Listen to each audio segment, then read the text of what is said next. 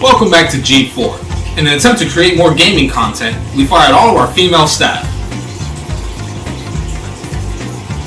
And before you get mad at me, my sister wrote that. I don't actually have a sister, I'm just kidding. You know, one of the first games I ever heard about from an influencer type of person who, we didn't even call them back then. In fact, there were two games that I heard about from back then, but just to not derail the topic here, we're going to talk about this one specific one. And it was this one that came out in 2014. This game was Ziggurat, a rogue type game that was a first-person shooter, and there was a whole bunch of dungeon crawling in it, and it was like really fun, and like this really small indie studio made it, and it kind of came out of nowhere, and it really blew the waters out. And it only took Milestone Studio about 7 years later to come out with a sequel for Ziggurat. I find this to be personally important for me to bring this up because it's probably one of the first times that I experienced getting influenced by somebody online. Come 7 years later, they came out with a Ziggurat 2 up on early access, and then the year after, it's here. And I didn't even know about it. So, without further ado, fellas, this is Ziggurat 2.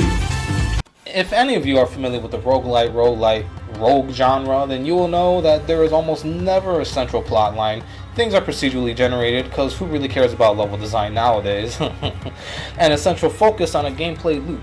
The gameplay loop is probably the make or break of any roguelite, Soulsborne Strand type game, so you've already fucked up if your gameplay loop gets boring after the first hour.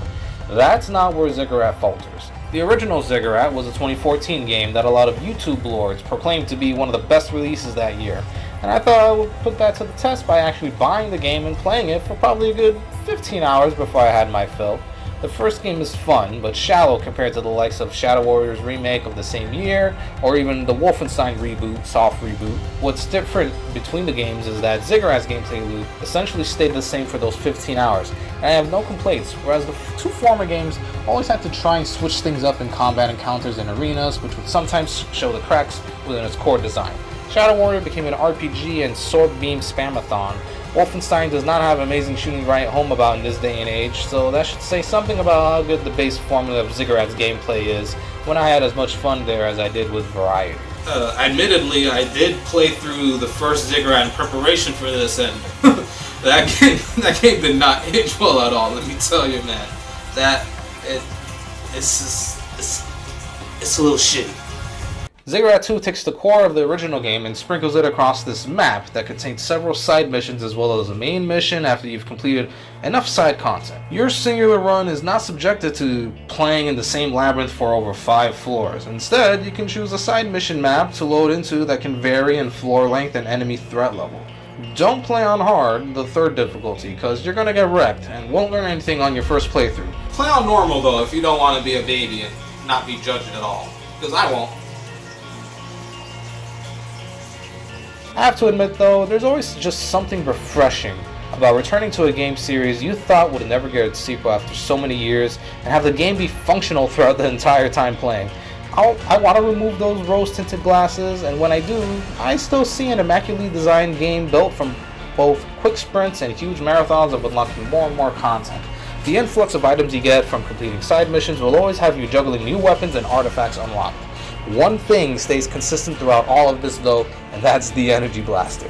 Sure, you're a wizard who can wield staffs, wands, spellbooks, and magical daggers, but why bother when you can wield a 3-round burst shotgun which also has Road Dogg's metal projectile as an alt fire? Devs, I'm just saying, you could retune the energy blaster if you want, but I mean, you don't really have to, you know? You don't have to, it's a pretty good gun. Please don't.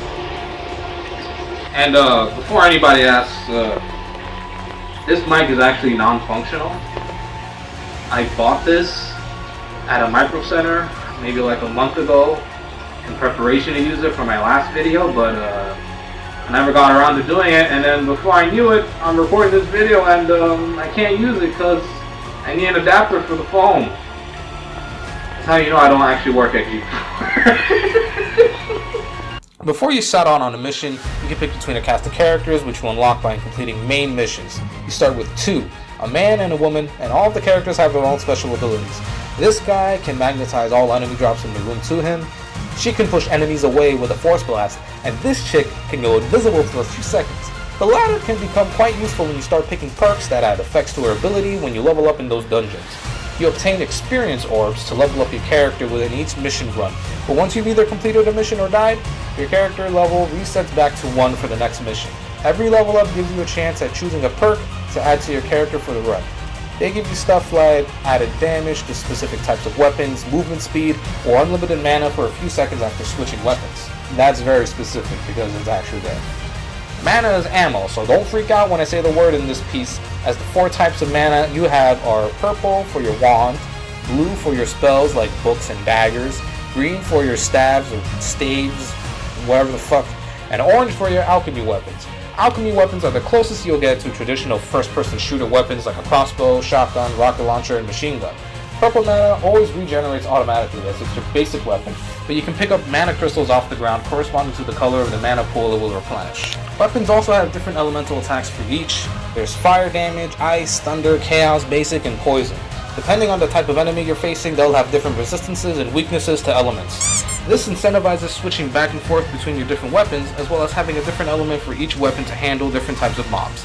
I really like this aspect of the game because it incentivizes switching back and forth between all your different weapons instead of doing stuff like what Doom 2016 and other games like that did, where they overemphasize the strength of like 2 weapons and then you just have to switch back and forth between them for all of the enemy types. I just said your gameplay is better than Doom 2016. How the hell did that happen? Every floor in the dungeon has you looking for the Guardian Door key, which leads you into the room where you'll be facing the floor's Guardian, the boss. There's a selection of bosses the game cycles between for each of the missions, and you'll come across most of them after about 15 or so hours of playing. They don't have any resistances or weaknesses, so use your most powerful weapon frivolously on them. That means always pick the energy blaster, and save it for the boss. Bosses are serviceable, though it's to be expected at this point that bosses in FPS games aren't usually the best designed to challenge the player on what skills they've learned. Not a disappointment. One of the other things you can collect within the dungeons from time to time are these 3 key fragments where after collecting all 3 of them you get the master key. And this opens up a locked door within the dungeon that gives you whether it's a chest with a new weapon or perk that's pretty strong, or an anvil which levels up your weapon by 1. Leveling up your weapons is important within the run, because you can only do them in the run. The one thing I do feel a bit of disappointment about is the map where you select missions from. I feel like I've never seen the details on the map change, save for the pieces on the map for the missions. Would it have served the devs more to have created themes for each act so that the map on the screen changes between each act? Maybe it could just as easily be chalked up as an aesthetic thing, and I'm just nitpicking. But I've been sitting on that screen for hours now while I blast through all of these missions, unlocking everything and maxing out masteries on my favorite weapons. The hub menu comes up after every dungeon completion, and you have options to go into a new area, viewing the armory of every unlock you've obtained so far, the library for more lore on enemies in the landscape you're in, and the laboratory. The laboratory is where you use the in-game currency Insight to unlock permanent buffs on your characters and weapons. Things like percentage increases on attack damage, movement speed buffs, or obtaining additional effects on every pickup are a couple of the buffs you can spec into within the laboratory. The lightest of light progression you'll find in this game outside of the unlocks. So here's the thing. I've got about 25 hours in this game currently, with about 40 out of the 60 weapons unlocked, half the artifacts and over half of the characters done with, and I'm still going in this game, I feel like maybe I should complete everything, but at the same time I'm not really a completionist. That's in the hands of other people, whether they're on this platform or just people like you guys watching the video. So I'm gonna leave it at that. This game is great.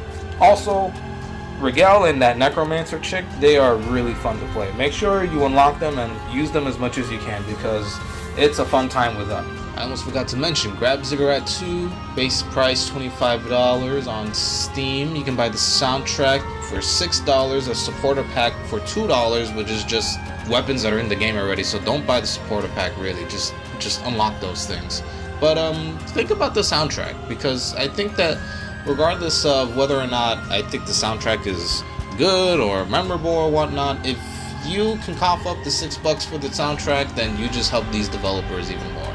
And I think it's worth it because they made a really good game. Yeah, that's about the gist of Ziggurat 2. Good game, much better game than the first game. Very, a good step above what you would expect from a studio like this. You know, they didn't really put out too much stuff between then and now. I mean, a couple of things here and there you can find on Steam, but nothing you can really talk about with your friends or your family or your sister that doesn't exist. But, you know, I'm really happy with Ziggurat 2. And I think my dog is happy with it as well. So, that's going to do it for us here over at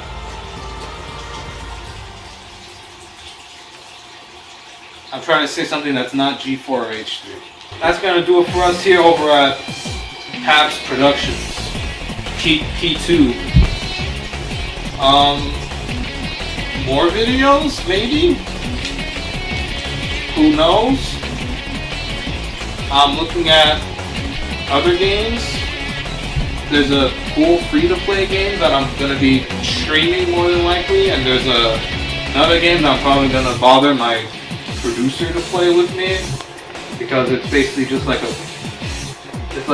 car racing game, but you can like do fighting move inputs on it to do different things in it. He hasn't even heard about it until now, so he doesn't know what's going on. So anyway, I'm gonna go back into my gaming chair. You know, back in my day, we didn't have no gaming chairs. We have to sit on 50-year-old chairs that lost their cushions from my bushing. You know, can we get back to that? Like, how the fuck did we go through civilization and like we can't keep cushions on chairs intact or like stabilized for the rest of eternity, but yet we can like, you know, fix street lamps and have electric cars and make people buy stocks on old game cartridges? Like, how about something from like, you know,